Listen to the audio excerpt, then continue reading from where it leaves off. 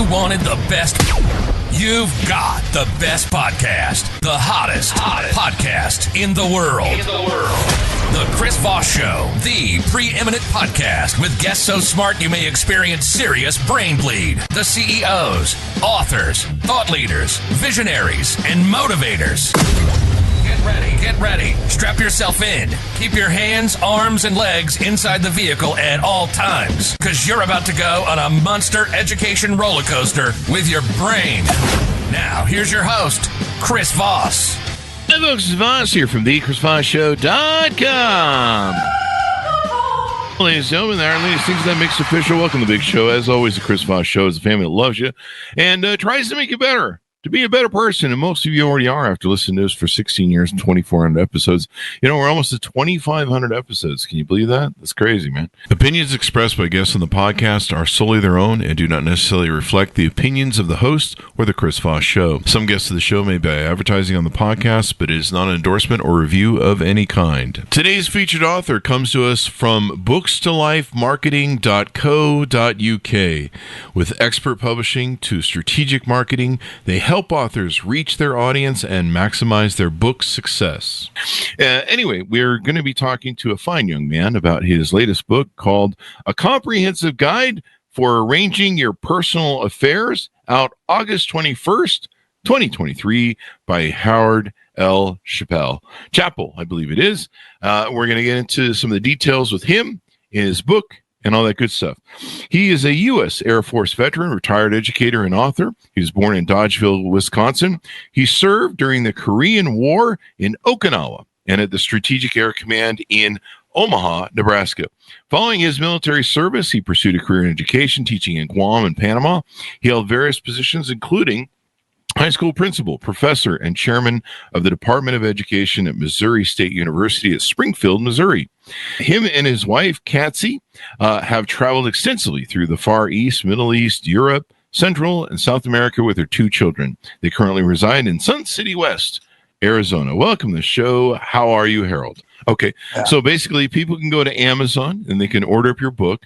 So Harold, give us a 30,000 overview of what's inside your book, A Comprehensive Guide for Arranging Your Personal Affairs. Well, I don't know if you want first why I wrote it or be to that. Whichever order you want to go in. Give us the why then. Well, let me do that. Let me start from the start, and Sure. Maybe you'll have a better idea about me. I was a 3-year-old. My father and mother had a farm, and I had 2 sisters, one 3 years longer than I, and another one 6 years older. My father was injured in a situation where he was injured very, very difficultly, and I don't want to go at it anymore. And Sure. Ultimately died. Went in the hospital, had a blood clot, and died. Oh, no. And my mother was a farm girl, but had a high school education at that time. And so he was left with 3 children, a 3-year-old, a 6-year-old, and an 8-year-old in the farm.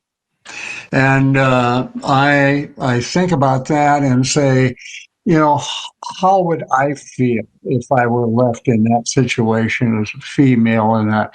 So my mother, had a high school education, as I said, and she ran for county treasurer and 2-year period. And I think that was 14 to 16 times she was reelected every 2 years. That's what really saved us. And if I looked at that, did she have something done like this if she lost her husband? And the answer was obviously no. She wouldn't have had anything like that. So then it goes to what do I do? And then it was sell the farm, the town, ran for county treasurer, and was elected, and that's what kept us above board as young children. Awesome. I'm very dedicated to her and what she did. She has passed away, yet she just did a good job for me and my sisters. So what's inside the book? Give us an overview of what the book is about and what's it about? Well, it has 28 chapters, and I won't. Well, no, actually 35. I won't go into everything, but the executor of your estate. You need to have somebody that would do that, and then would do exactly what you laid out.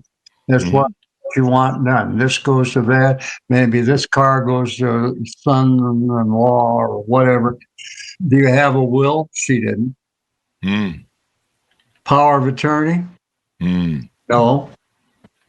Last will and testament? No, she didn't have that. And obviously she didn't have the obituary. So that is part of it, but it goes for special persons to be notified, the celebration of life, items that need to be canceled, items that like insurance, as simple as a newspaper. You got a paper, no longer, nobody's there. Stock holdings, and that was probably not a whole thing for them at that particular time, but because it was during the Depression. I was born in 1933, so the Depression was on at that time. And so it was items to be canceled. What about insurance? A financial advisor who's going to be the executor of your estate, an attorney you have, who's your tax advisor, and any businesses you have or properties you have, any individuals that you owe money to that owe it to you. All of this is laid out. So, and then selecting an attorney, again, that would be one that you'd want somebody that knows a lot about how to handle that, losing an individual. If you own a business property, that needs to be sold probably. And so that's what happened, the farm. And then do you have credit cards? You have individuals that you owe money to, and others that owe money to you. And so that, who's your tax person, and what businesses do you have? What type of ownership do you have in a house? Is there other buildings that you own? All of that is laid out. So I could be the executor of your estate, figure out exactly what you wanted done. Yeah. So that's really the context of this book. And so this is really important, because if people don't plan, they kind of leave just this whole nightmare. They kind of leave this whole nightmare behind of the people who have to clean up, right? Say it was you and me, and you come to me and say, "Hey, your dad owed me $1,000," and the other side is going to say, "Well, do you have any proof of that?" And and so on. Yeah.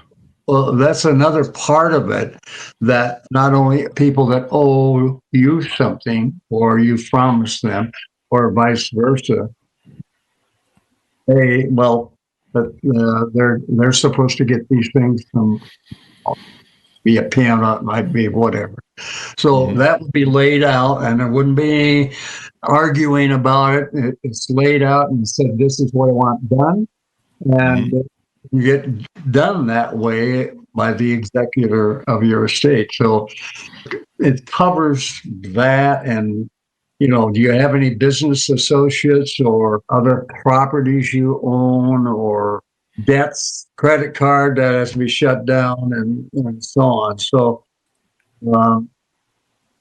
it forces the family to know exactly what the deceased wants done and what needs to be done. You don't want somebody calling and saying, your dad owed me $15,000.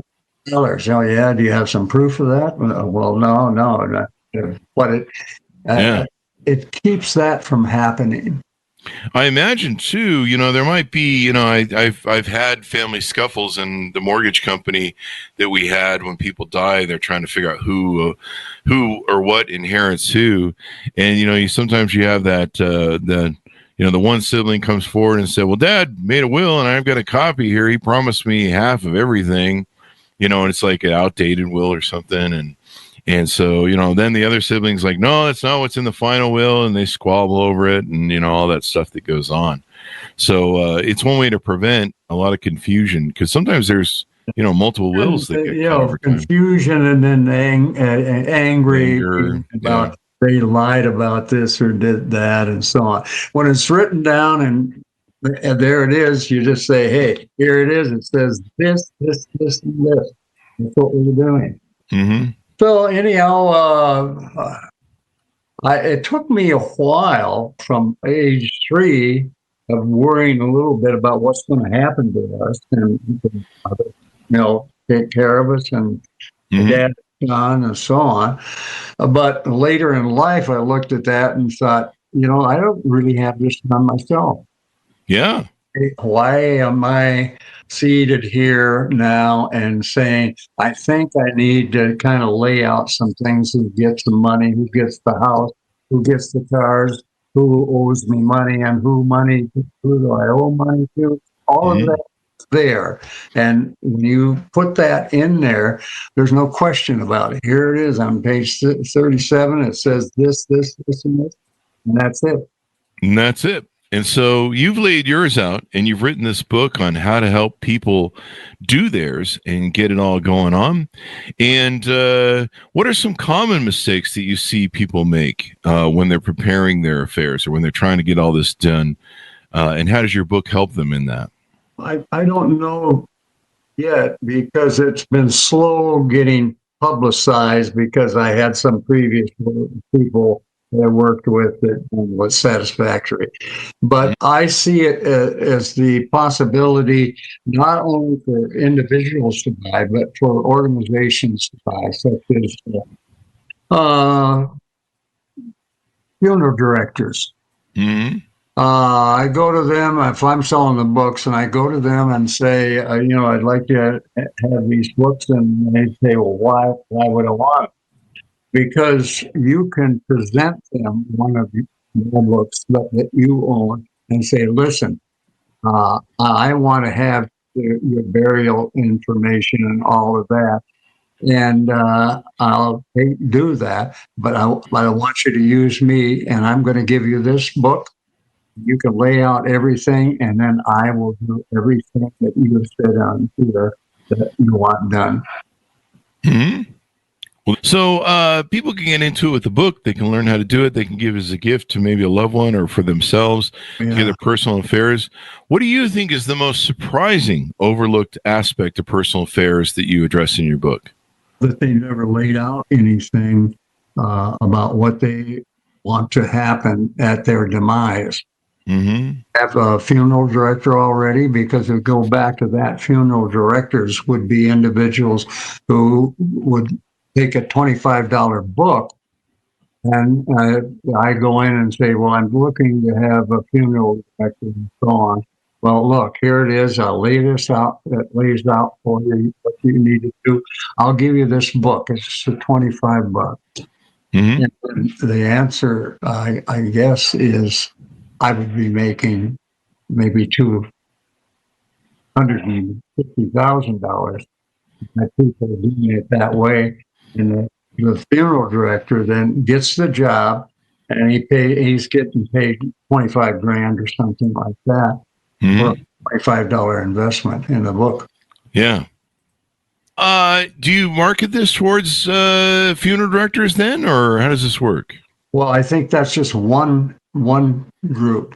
Mm-hmm. If I'm a funeral director and I have a book, and somebody comes in and says, I'm looking to get things kind of settled because I'm now 85 years old or something like that. And then with that, it would seem that the funeral director gets $25,000 for a $25 investment. Mm-hmm.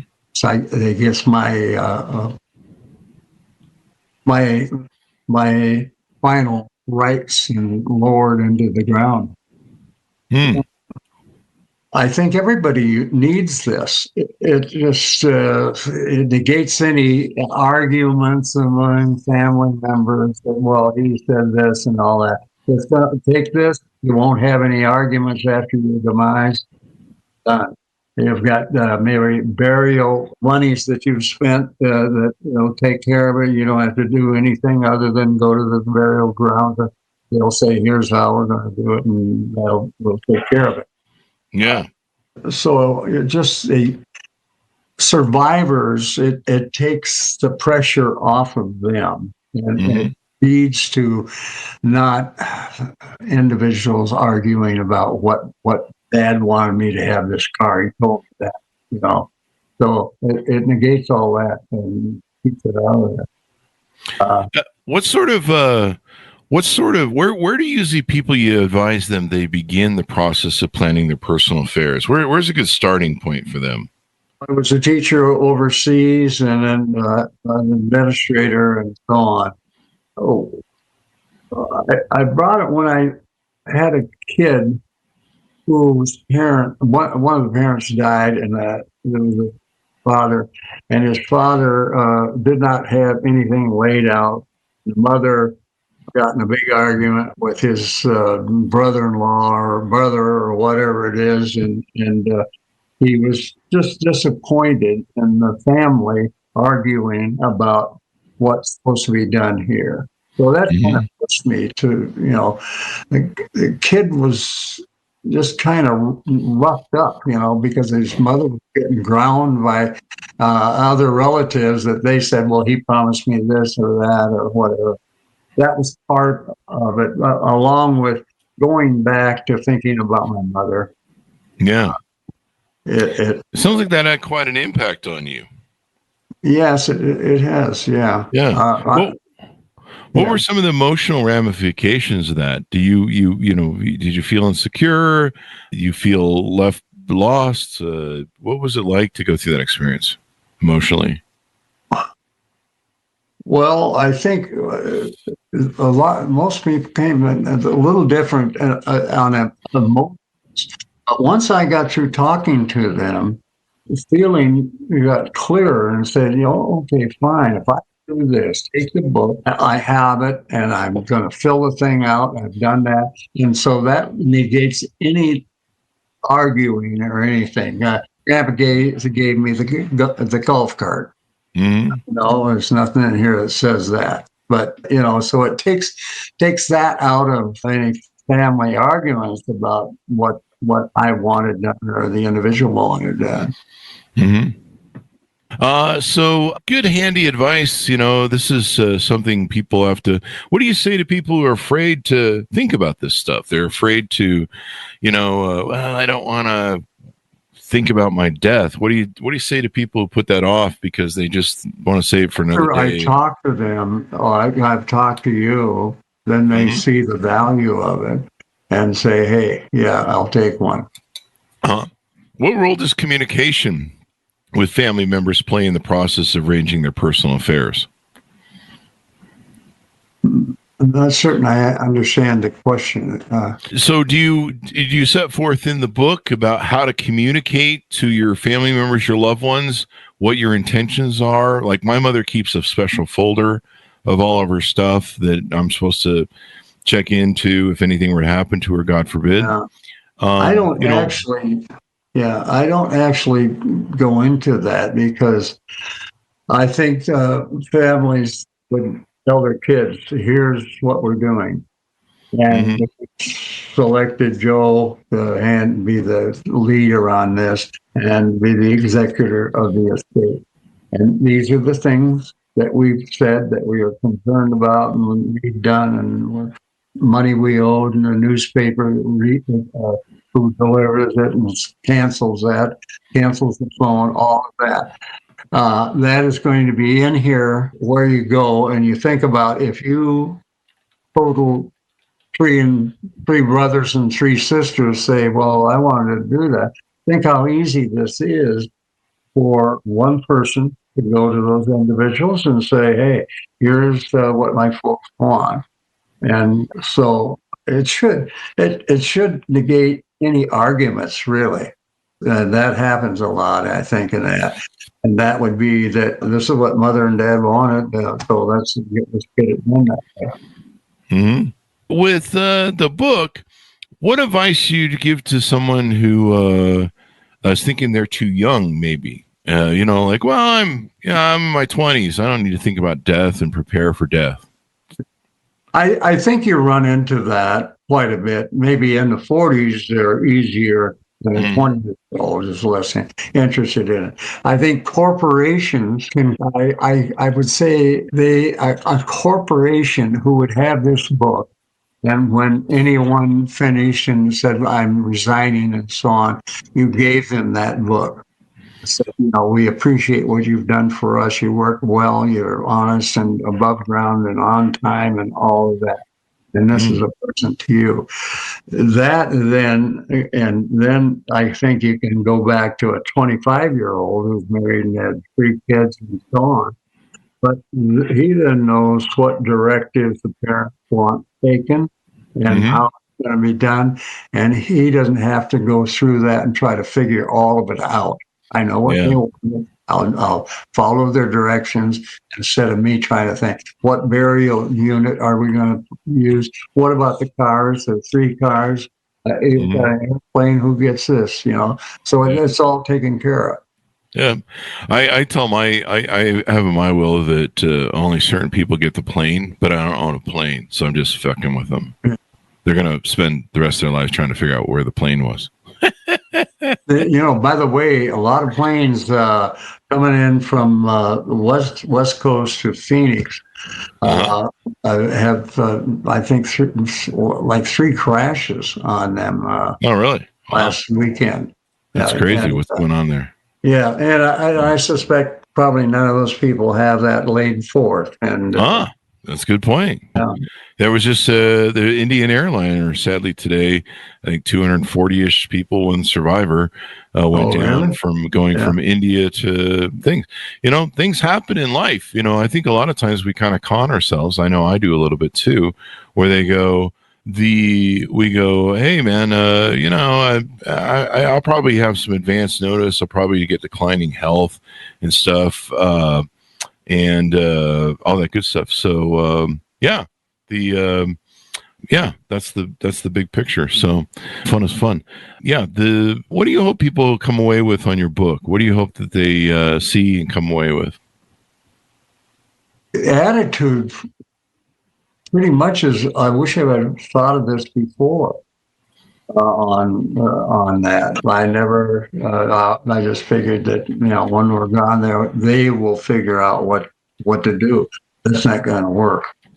So for that older age group, you can sit back, relax, and say, "Hey," and go over it with the kids before this is what we're going to do, and. Relax and not have to worry about any arguments that might come about by virtue of, at our demise, what's the argument's going to be if we don't lay this down. Okay. I just think it is something that every family should do, and it gives a peace with the family, I think, about we know exactly when our parents die, this is what's going to happen. I get this, you get the airplane, he gets the horses and whatever. That's why I think it will sell. Well, that's what we'll do with the book. We'll put it up for sale there on the podcast and tell people to take and buy it. Any further thoughts as we go out? Anything we missed? Have you seen the sections on this? I haven't, no. Each section? No. Can you tell us about it? It's pretty, selecting an attorney. Most people do not have an attorney until they have to have one. It's better to have one that you can go into, you're going to get in there and he knows what your situation is. And that would be helpful. So I don't care if you're 21 years old. probably ought to have an attorney because at some point you may need one real quick because of some violation or so on. Yeah. Do you have residential ownership of other houses and so on? So what about who gets that? Who takes it over? Do you sell it or so on? I'm facing that right now, and the area is going to about 400,000 a house. Wow. And, if they know approximately what the house is worth, and so on, then the children who are the executors or whatever don't get sliced by some skimmer who comes in and says, "Hey, I think your place is at least 200,000, So that forces them to not only cover themselves that way, but to get all these other things covered. Who gets a car? Who gets the airplane? What about the horses and the dog and the this and that? So uh, I could do it for you. If you had all that, I could do it for you. And I don't really know you, but I would know what you want done, and I'd find out who the individual is that you want to give the airplane to, or whatever.